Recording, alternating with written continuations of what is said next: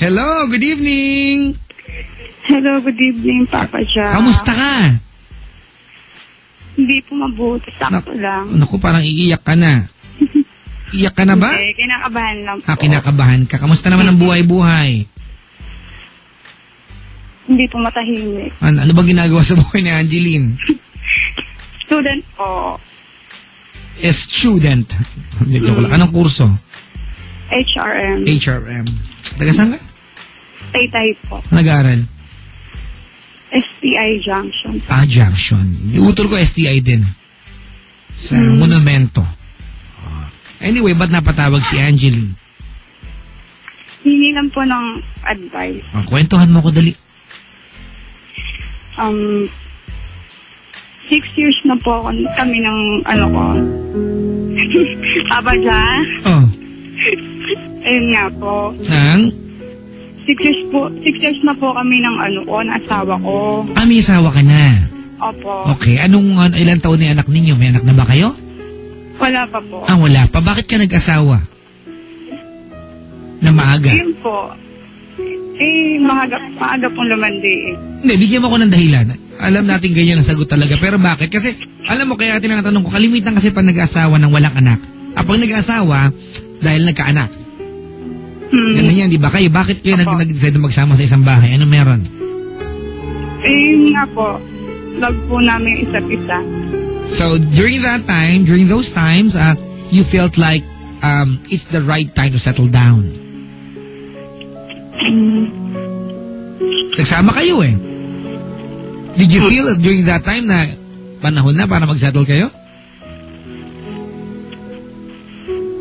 Hello? Hello. Angeline, sumagot ka. Parang wala akong kausap. Siya naman po yung Tinatanong kita. I'm asking you. During that time, did you feel like tama na yung panahon para mag-settle kayo? Hindi ko po alam. So, bakit nagsama ka ng 6 years kung hindi mo alam na during that time, okay na mag-settle kayo?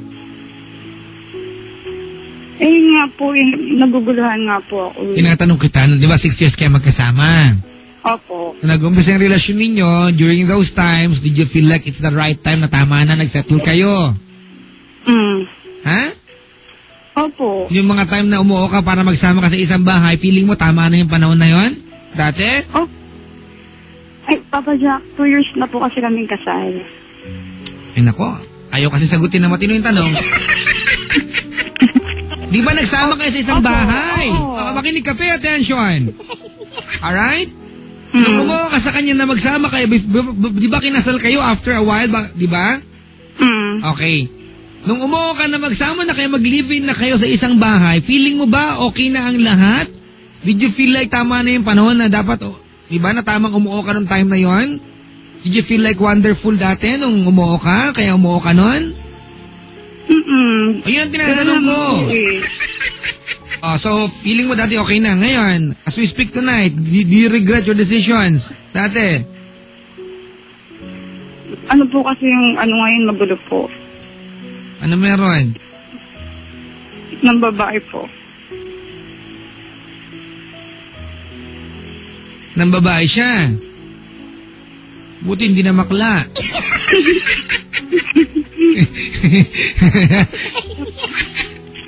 Kailan mo nahuli? Nung summer po. Nung summer? Anong sabi niya? Paano mo nahuli? Kasi yung parents ko po, kailangan ko pong alagaan. So, kailangan kong umuwi sa amin. Tapos yun, parang may maano sa akin, umuwi ako sa bahay namin. Parang may bubulong sa'yo. Oo. Parang sabi ng bubulong sa'yo, Angeline, umuwi ka na. Yun nga po. Tingnan mo siya, meron siyang kasama sa loob. My precious. May inabutan ka ba? Meron po. Ano ginagawa nila?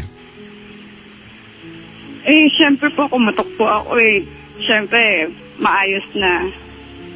Pero mukha ba may ginawa sila? Opo, kasi 11 a.m. ako umalis sa amin Tapos bumalik ako sa bahay namin, 5 p.m. Ganon. So, ibig sabihin, haba-haba. Pag ganun, dapat di ka kumatok. Dapat binuksan mo yung pintuan, tapos pumasok ka ng bahay, nakita mo sila, kumuha ka ng malamig na tubig sa ref. Linuhusan pa, napasma sila. Pagod eh. Ano sabi niya? Anong paliwanag? May babaeng kasama. Sino daw yung babaeng yun? Nag-aabot-abot kayo sa bahay. Ayun nga po, inamin niya po sa akin na girlfriend niya po. Girlfriend niya. Di nagpaalam. May nag-text, Papa Jack, kung pagalitan yung unang color mo, gawin mong light. Galing talaga ng endorsement ni Papa Jack. Sige, tuloy mo. Anong nangyari pagkatapos noon, nung insidenteng yun? Ayun po,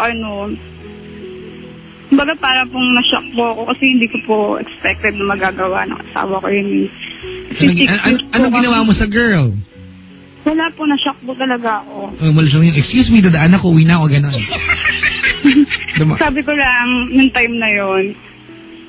Paano mo nagawa siya ba? Parang gano'n lang, siya ba? Ganun. Ayun. Pumasok na ako dun sa kabilang room kasi dalawa po yung room nung bahay namin. Yan, Kasi yun, sabi ko dun sa asawa ko, wait lang, tinext ko na lang kasi hindi ko kayang humarap eh. Ayun. Tsaka po ako umiyak. Hindi ko pinakita sa kanila na Ikaw ba, bago mo siya nahuli sa gantong tagpo, alam mo ba na kaya niyang gawin to o walang kahit anong sign sa parating to? Hindi po, Papa Jack. Wala talaga. Kasi first time lang pong nangyari sa amin. So, gaano katagal na sila nung girl na mahuli mo sila? Sabi niya sa akin, 2 weeks daw. Kailan nangyari to? Summer po, April, May, June, July. Almost 3 months na, tama? Opo. Kamusta na kayo mag-asawa ngayon? Opo. Kasi po, Papa Jack, sino ba nangyayalab dyan? Patigilin mo nga. Usap kita eh. Sagot siya ng sagot eh. Sige. Ikaw kausap ko. Gusto niya tumawag siya sa akin bukas. Sige, kamusta na kayong mag-asawa ngayon? Okay naman po kami. Kaso, Papa Jack, parang... Ano nang ginawa niya sa girl? Bali, pinapiwi ko po kasi siya. Lakas ng loob mo, ha? Sinong pinili? Ako po. Sabi niya. Anong problema ngayon? Hindi mo kaya may mga panahon sa gabi na napapabalikwas ka pa rin. Naiisip mo yung ginawa nila. Opo, kasi syempre po nakita ko po mismo. Gaano daw ba kalalim ang naging samahan nila? Sabi niya sa akin, hindi naman po daw niya sinasadyang mahulog. Huwag ka maniwala doon. Kalokohan yan. Anyway, ganito. Matanong ko lamang. Angeline.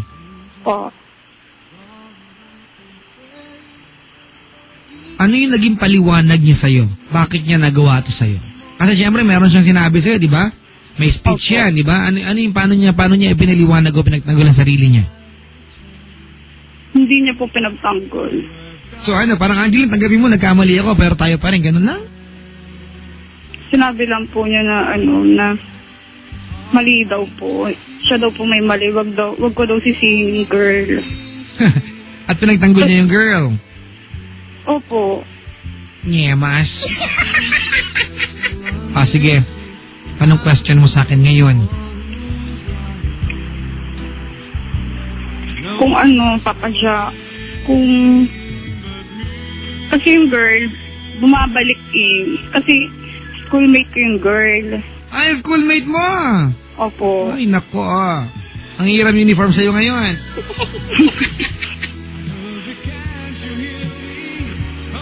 Ayun.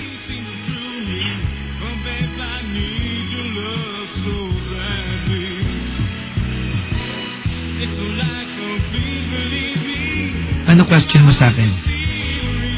Kung dapat ko po bang magtiwala po ng lubos po. Ganon. Paano mo nasabi bumabalik yung girl? Ano yung mo? Prueba mo? Sinisira po niya ako dun sa school namin. Bakit? Ang kapal naman ng mukha niya. Ito nang naging kabit. Sa paanong parang sinisira ka? Yung pagkatao ko po. Basta sinichismis na po ako. Na ano? Yun nga po daw yung asawa ko nga po daw. Obsessed nga po daw sa kanya. Oh, anong ginagawa ng asawa mo in the middle of everything? Wala po. Oh, yan ang problema. Kailangan may gawin yung asawa mo. Yun nga yung Papa Joking, inayos niya po lahat pero wala naman po siyang ganito, pinatunayan. Alright, ganito, makinig ka, ha? Angeline, ang totoo niyan, wala ka naman kailangan gawin talaga. Alam mo kung bakit? Ang may kailangan gawin yung asawa mo. Siya gumawa ng gulo na to. Ano man nararamdaman mo, normal yan. Ano man sama ng loob na meron ka, normal yan. Diba? Siya may kailangan gawin para mapanatag yung kalooban mo bilang asawa. Siya yung kailangan, diba? He needs to do the extra effort, go the extra mile just to win you back. Hindi po pwedeng wala siyang gawin. Siya ang may dapat gawin ngayon, hindi ikaw. Ako may punto natin dito. Opo. O, siya ang may kailangan gawin, hindi ikaw. Kasi ikaw, nagre-react ka lang sa ginawa niya eh. Nagre-react ka lang sa ginawa niyang pananakit sa'yo. Sa pagkakakwento mo kasi sa akin ngayon, Angeline, feeling ko hindi sapat yung ginawa niyang paraan. Di ba? Para ma-pacify at ma-satisfy ka bilang isang asawa na pagtaksilan.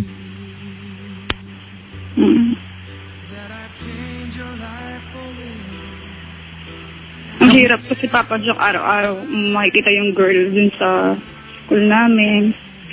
Tapos, siya pa yung talagang naka-chin up. Ganun. Okay, Angeline, may tanong ko sa'yo. Mahal ba asawa mo? Sobra.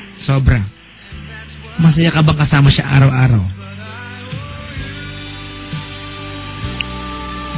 Opo. Masaya ka, pero nahihirapan ka.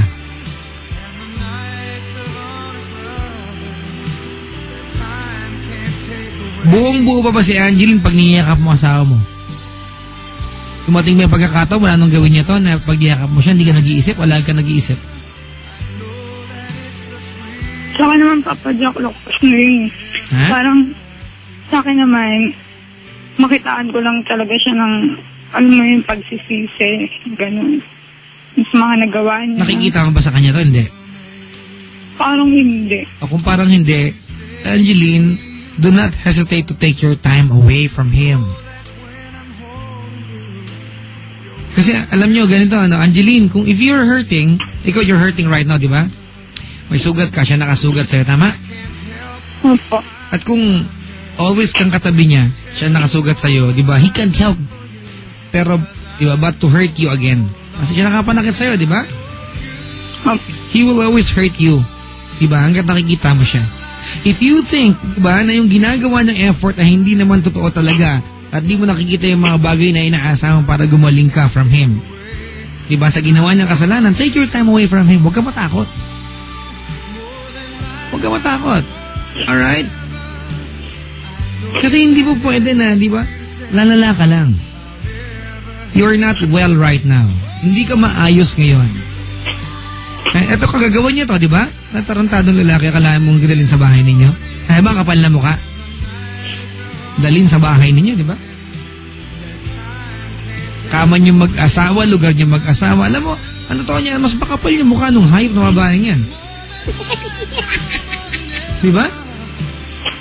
Ang kapal-kapal na mukha. At saka may gana magalit. Pero alam mo, Angeline, I only wish siya sana masaya sa ginagawa yung malanding babae na yan. Sana masaya siya sa ginagawa niya na pagtataas na, di ba, ng noo sa'yo. Hindi naman siya iyaman sa ginagawa niya. And I'm sure, di ba, she will not gain anything more than what you can have in life dahil inaapi ka niya. Hindi dahil nagpapakumbaba katalanan ka. Di ba? Opo. If you're the more peaceful person sa kwentong ito, so be it. Ano naman? Kung nakaantabo yung asawa mo, anong gusto mong marinig? Anong gusto mong sabihin sa kanya? Baka lang makatulong yung marinig ko from me bago kita payuhan. Dali. Ano pangalan ng asawa mo? J1. Ano po? J1 po. Oh, shala? J1? Opo. Kaano yung silver swan? Joke lang. Joke lang. Ano ko masyado? Alright. Lahat ng gusto mong sabihin sa kanya, ha? Okay? Opo. Sige ha, para alam ko kung saan